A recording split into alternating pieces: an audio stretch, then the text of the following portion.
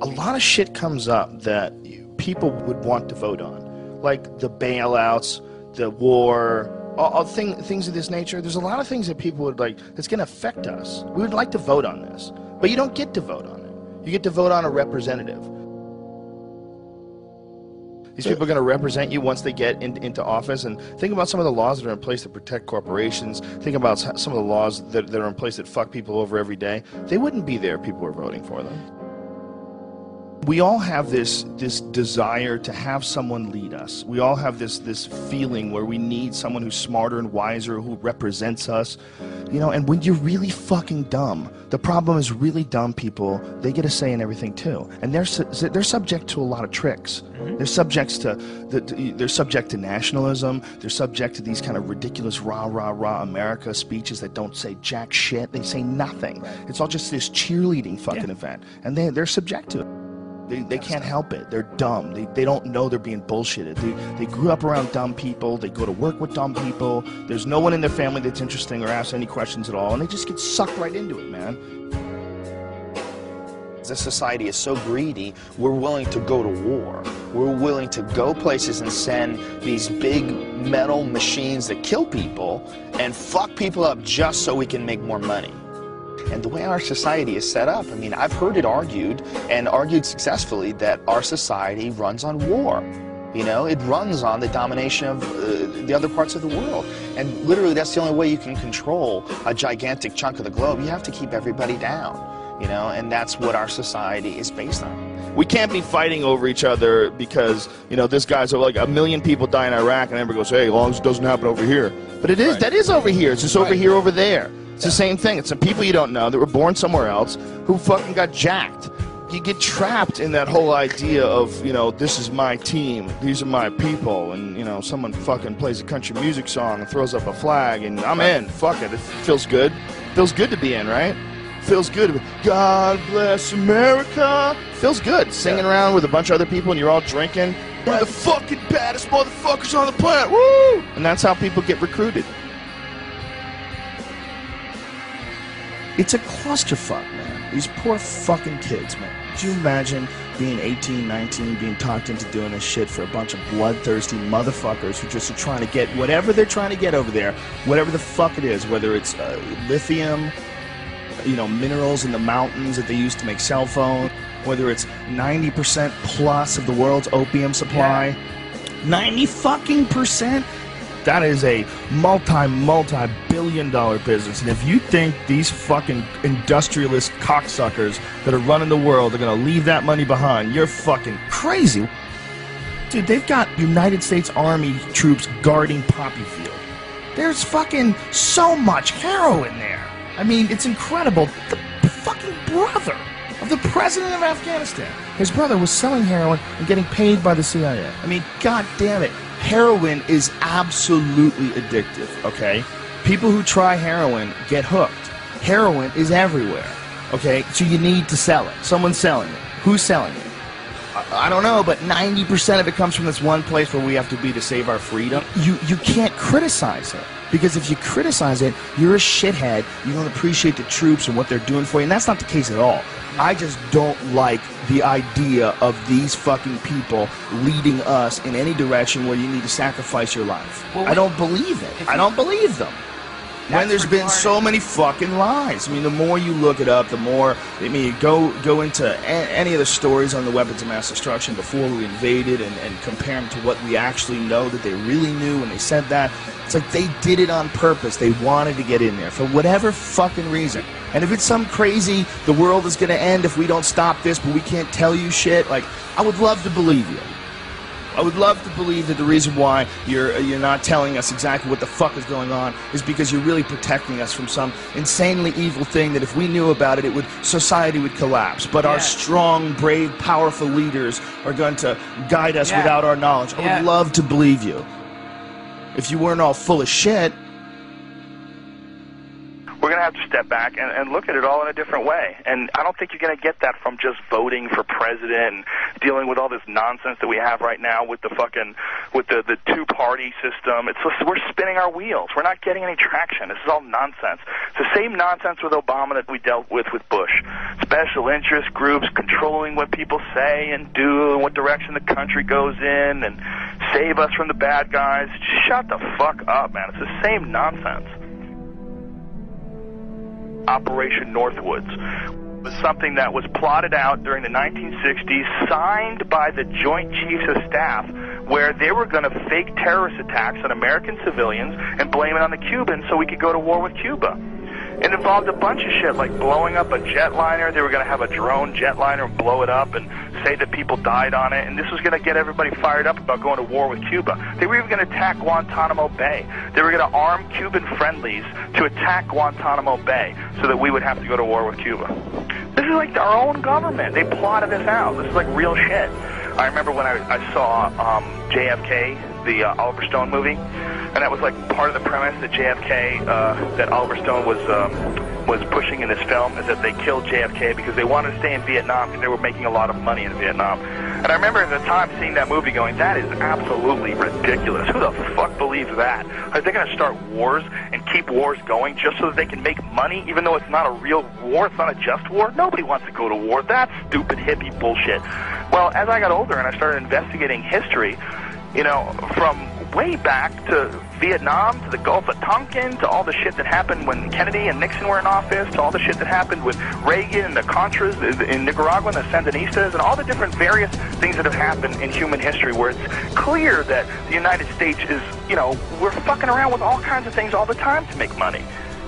And that there's a bunch of people that are profiting off of war. And then they're not just profiting like a little bit of money here and there. You know, you look at like what's going on with like how much money Halliburton made from the war. We're talking like billions and billions of dollars. That's like real money. Eisenhower leaving office, and he's giving a speech warning the American people about the power of the military-industrial complex. You know, when you watch that, you're like, well, here is a sitting president who's leaving office, but the most important thing that he wants to tell people is that you have to be careful because there's a machine here that wants to go to war. There's a business behind going to other countries and fucking people up and taking their shit. And they come up with reasons to do this. And they sacrifice American lives to do this. And they do it for profit. And it sounds absolutely ridiculous. It sounds absolutely outrageous that the greatest country on earth could be involved in something like that from the get-go. But yet, that's what history says. That's how it points. It points in that direction. It points in that direction that it's going in. In the councils of government, we must guard against the acquisition of unwarranted influence, whether sought or unsought, by the military-industrial complex. The potential for the disastrous rise of misplaced power exists and will persist. We must never let the weight of this combination endanger our liberties or democratic processes.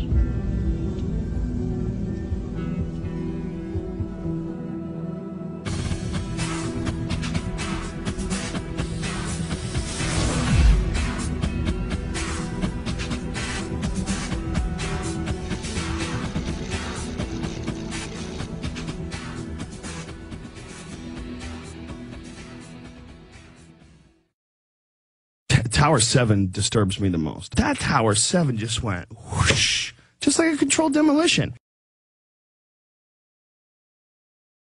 And everybody's like, yeah, but it had holes in the building, and you see the hole in the building. Yes, I see the hole in the building, but wouldn't it fall towards that hole? Why is it falling like that? That doesn't make sense to me with Tower 7. The way Tower 7 fell, it just kinked in the middle and fell down free fall speed. Almost. I mean, everybody, like, they'll nitpick at you. Oh, it was 1/10 of a second slower than free fall. Even if it was just close to free fall, that's crazy. There was no resistance. It just gave up. Why wouldn't it, like, wiggle and collapse towards where it got jacked? It just seems like a controlled demolition. That bothers me.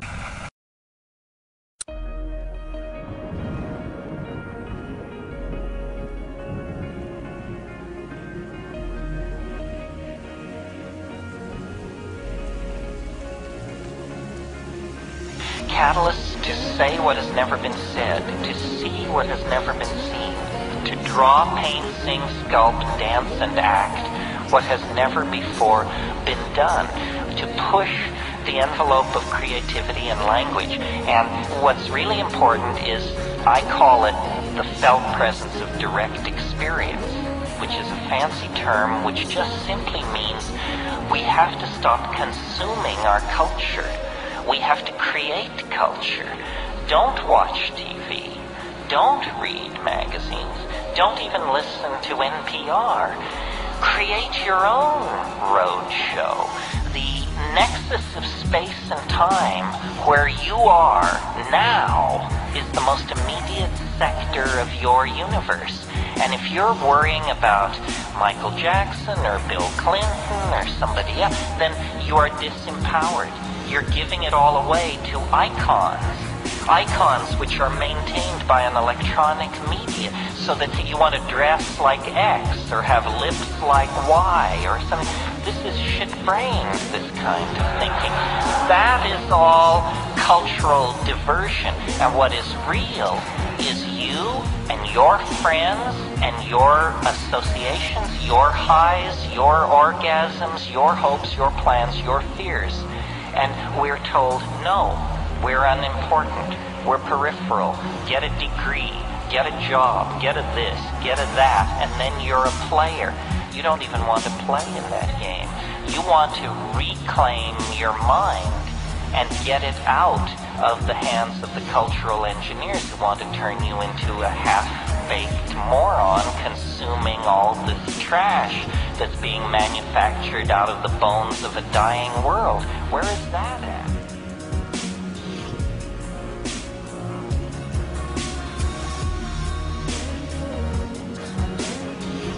You know, what we have to do is stop looking for leadership from the top, because the least among us make their way into those positions of power. I mean, you can see that now.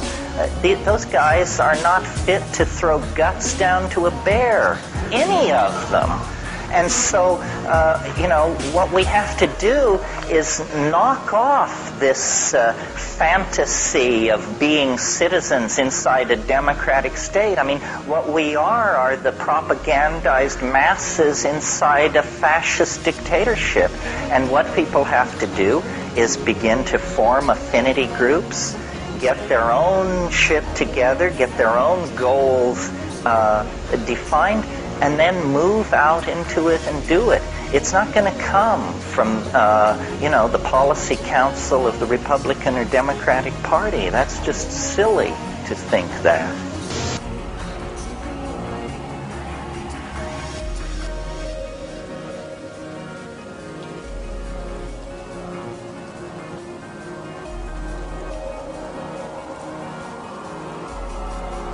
That's the problem with human beings, man, is that there's a broad spectrum of us, and the broad spectrum is necessary in order to have this sort of a complex society. Until we invent robots that are going to do shitty jobs, we're going to need monkeys. We're going to need dumb fucking people.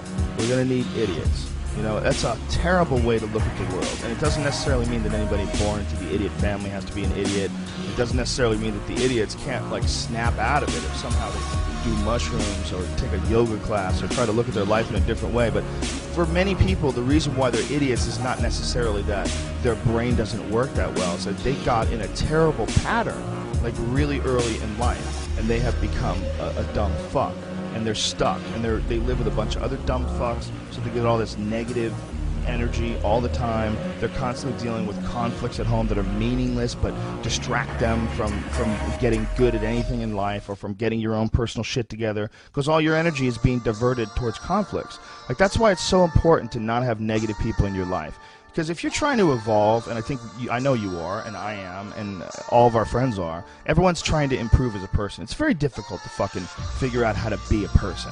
It's very difficult to figure out how to manage your energy and know when you're wrong and know when you're being upset for no reason. It's a tricky thing, you know, and one of the most important things about it is you need to pay attention.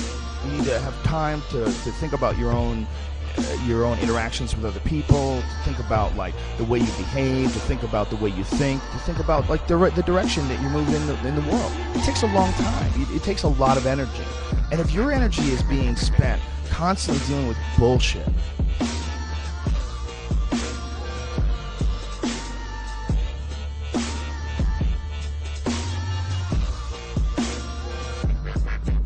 culture is a closed system of thinking and values of the sort I am denouncing. And it is the greatest barrier to your enlightenment, your education, and your decency is your culture. And I realize with joy that here I skirt the bounds of political correctness, because everyone is running around saying, you know, recapture your roots, get in touch with your Swedishness, your Irishness, your whatever-ishness, and that's all very fine, but I think it's your humanness that may have eluded you in all this ethnocentric breastfeeding.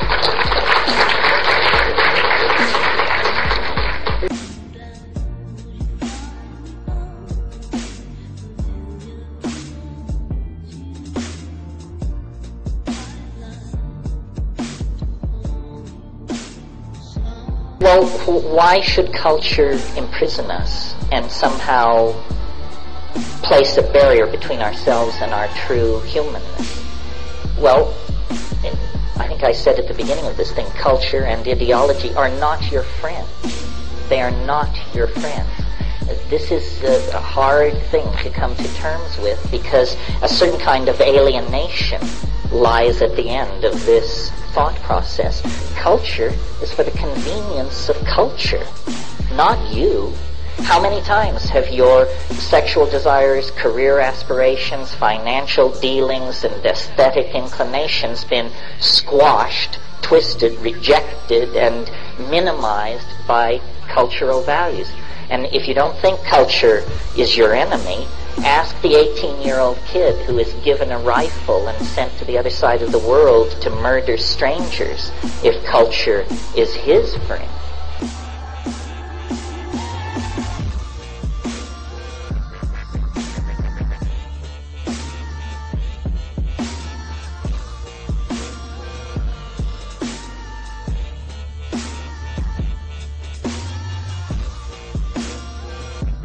You're choosing to limit yourself to a cultural reality, whether it's the reality of being Witoto or Orthodox Jewish or whatever it is. It's a smaller world than the simple hardware you were born into this universe with.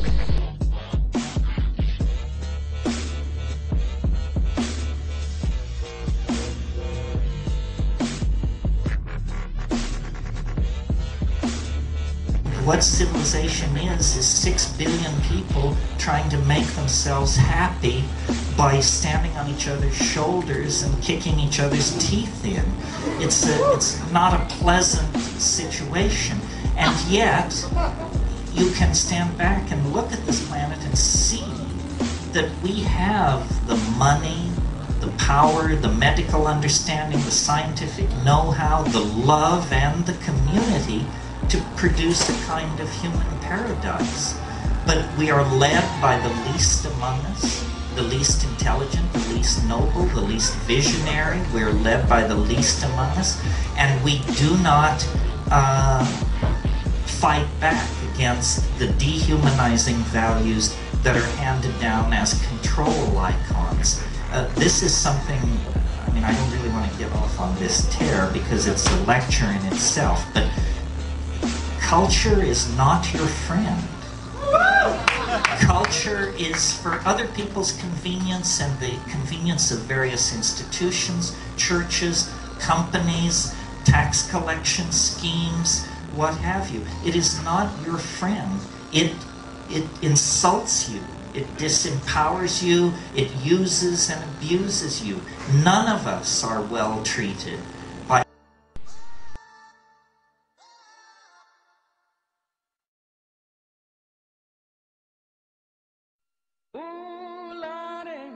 trouble so hard. Ooh, Lord, my trouble so hard. Don't nobody know my trouble but God. Don't nobody know my trouble but God. Ooh, Lord, and my trouble so hard. Ooh, Lord, my trouble so hard. Don't nobody know my trouble but God. Don't nobody know my trouble but God. Ooh, Lord, and my trouble so hard. Ooh, Lord, my trouble so hard.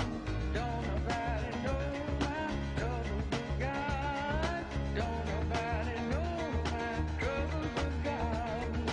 Went down the hill the other day. Culture, and yet we glorify, the creative potential of the individual, the rights of the individual. We understand the felt presence of experience is what is most important, but the culture is a perversion. It fetishizes objects, it creates consumer mania, it preaches endless forms of false happiness, endless forms of false understanding in the form of swirly religions and silly cults. It invites people to diminish themselves and dehumanize themselves by behaving like machines, meme processors of memes passed down from Madison Avenue and Hollywood and what have you. How do we fight back? It's a question worth answering. Same question as how do we fight back? I think that by creating art, man was not put on this planet to toil in the mud. Or the God who put us on this planet to toil in the mud is no God I want to have any part of. It's some kind of Gnostic demon. It's some kind of cannibalistic demiurge that should be thoroughly renounced and rejected. By putting the art pedal to the metal, we really, I think, maximize our humanness and become much more necessary and incomprehensible to the machines.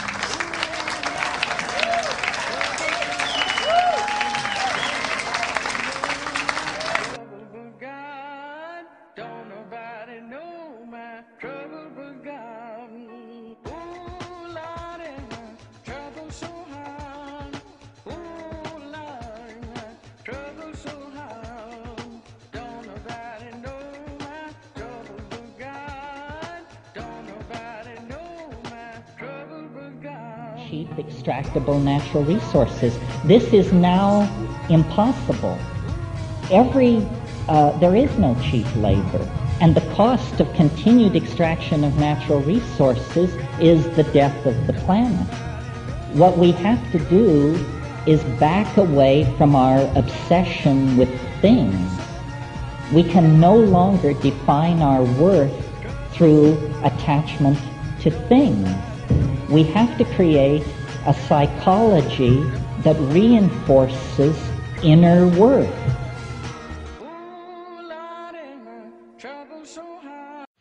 In the past 100 years, as these super technologies have been developed in the West, the smashing of atoms, the invention of radio, television, computers, immunology, so forth and so on, data has been arriving about the practices of Aboriginal cultures all over the planet, that they dissolve ordinary realities, ordinary cultural values, through an interaction, a symbiosis, a relationship to local plants that perturb brain chemistry.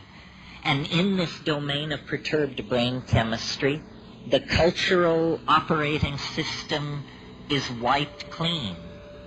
And something older, even for these people, something older, more vitalistic, more in touch with the animal soul, replaces it, replaces the cultural operating system, something not determined by history and geography, but something writ in the language of the flesh itself.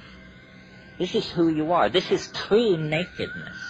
You are not naked when you take off your clothes. You still wear your religious assumptions, your prejudices, your fears, your illusions, your delusions. When you shed the cultural operating system, then essentially you stand naked before the inspection of your own psyche. Desmond Morris called it the naked ape. And it's from that position, a position outside the cultural operating system, that we can begin to ask real questions about what does it mean to be human, what kind of circumstance are we caught in, and what kind of structures, if any, can we put in place to assuage the pain and accentuate the glory and the wonder that lurks waiting for us in this very narrow slice of time between the birth canal and the yawning grave. In other words, we have to return to first premises. So I've been thinking about this a lot, and at first it seemed to me only a metaphor, this phrase, culture is your operating system. But because I travel around a lot and get that jolting experience frequently of, let's say, leaving London on a foggy evening and arriving in Johannesburg 14 hours later to a sweltering day in a city of 14 million on the brink of anarchy, I get to change my operating system frequently. And so I notice the relativity of these systems. And some work for some things and some for others. For instance, if you are a positivist, if you're running Positivism 4.0, you can't support UFOs. Positivism 4.0 does not support UFOs. If, on the other hand, you're running Urantia Book 5.1 as your operating system, UFOs and a number of other things can get in through the door. That is what we would technically say is a more tolerant operating system, or its plug-in support special effects denied the positivist. Well, it's fun to think this way because it shows you that you don't have to be the victim of your culture. It's not like your eye color or your height or your gender. It's fragile. It can be remade if you wish it to be.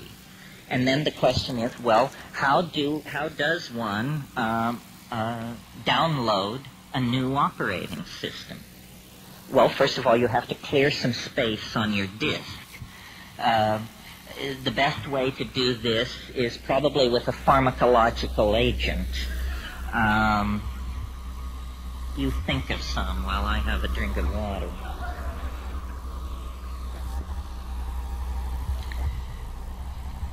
Psilocybin is an excellent disk cleaner. You can put a lot of things in the trash and have them just disappear with a psilocybin upgrade. Other pharmacological agents that will clear your disk are ayahuasca. And of course, these are gentle clearings of the disk, which take 5, 6, 7 hours. If you're in a hurry to dump that old data and leap right into the new operating system, click on the button marked dimethyltryptamine. A compressed disk erasure will immediately be downloaded, unstuffed, bin-hexed, implemented, installed, run, and you will find yourself with an entirely different head. Now, shamans have always known, though they may not have used the kind of language I'm using here, shamans have always known this trick.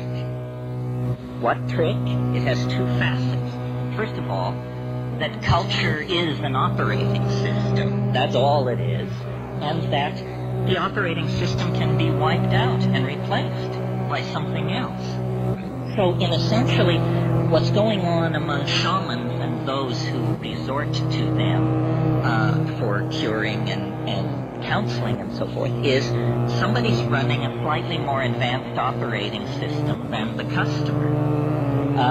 The shaman is in possession of certain facts about plants, about animals, about healing, about human psychology, about the local geography, about mojo of many different sorts that the client is not aware of. The client is running culture light. The shaman paid for the registered and licensed version of the software and is running a much heavier version of the software than the client. I think we should all aspire to make this upgrade. It's very important that you have all the bells and whistles on your operating system. Otherwise, somebody is going to be able to get a leg up on you. Well, what's wrong with the operating system that we have? Consumer capitalism 5.0 or whatever it is. Well, it's dumb. It's retro. It's very non-competitive. It's messy. It wastes the environment. It wastes human resources. It's inefficient. It runs on stereotypes. It runs on a low sampling rate, which is what creates stereotypes. Low sample rates make everybody appear alike, when in fact the glory is in everyone's differences. And the current operating system is flawed. It actually has bugs in it that generate contradictions. Contradictions such as we're cutting the earth from beneath our own feet. We're poisoning the atmosphere that we breathe. This is not intelligent behavior.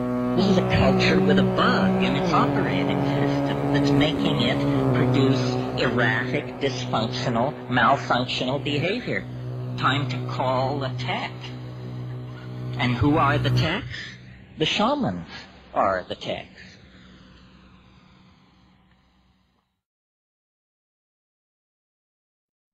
The sensory deprivation chamber has been the most important tool that I've ever used for developing my mind, for thinking, for evolving.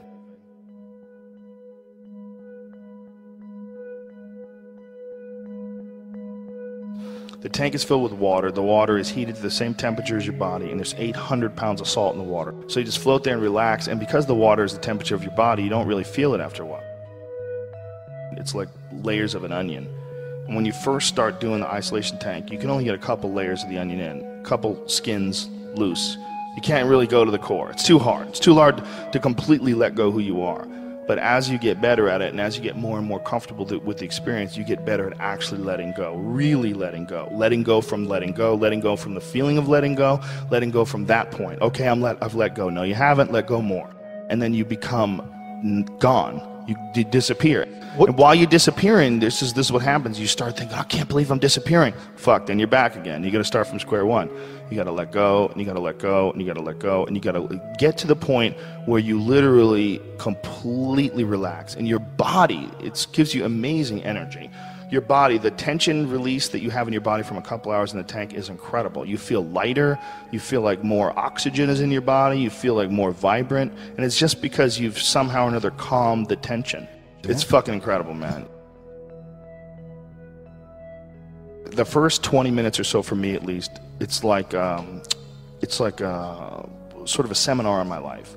It shows me all the different issues in my life that I don't like and that I need to fix, and things that are bothering me, and things about my own behavior that could have been better, and things where I'm disappointed in myself. And then it'll show me some things where I'm on the right track. This is good. Continue here. Continue doing this. Continue thinking like this. Continue exploring these ideas.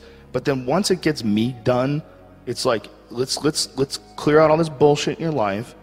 Then let's think about the big picture. And then it goes from that to like this sort of relaxing, position, where my whole body is just settled into the experience, and then it's just pure thought. It's like the mind completely untethered from the body.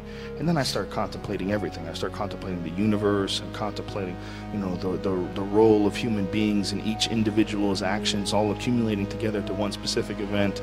I start thinking all kinds of crazy shit. but without the body in the way. You know, even us having this cool conversation here, we're sitting here on a couch, we're looking at each other, we're looking at computers, and there's sounds and noises, and there's a lot of distractions. You know, just your body is a distraction. You got some crazy fucking environment that doesn't exist anywhere else in the world, and it's fairly inexpensive to achieve. If the tank was something where it was a machine and you would have to like strap yourself in and they would take you through a course where you would learn how to get to the center of consciousness where your body and your mind didn't exist, it would be like a ride on Disneyland and the line would be 7 hours long. But because it's this weird sort of an organic method of doing it, it seems strange, like you're going to get in this big coffin filled with water and you close the lid. And people start coming up with reasons why they don't want to do it. It's so important. Everybody should do the tank. You will learn more about yourself than any other way. And if you have an aversion to drugs, which totally makes sense, if you think that, like, you know, the drugs are dangerous, you get addicted to things, that's true. You can. If you don't trust yourself, you don't like the idea, you can have very introspective psychedelic experiences naturally in the tank. Everybody should be doing it. It's a fucking amazing way to think.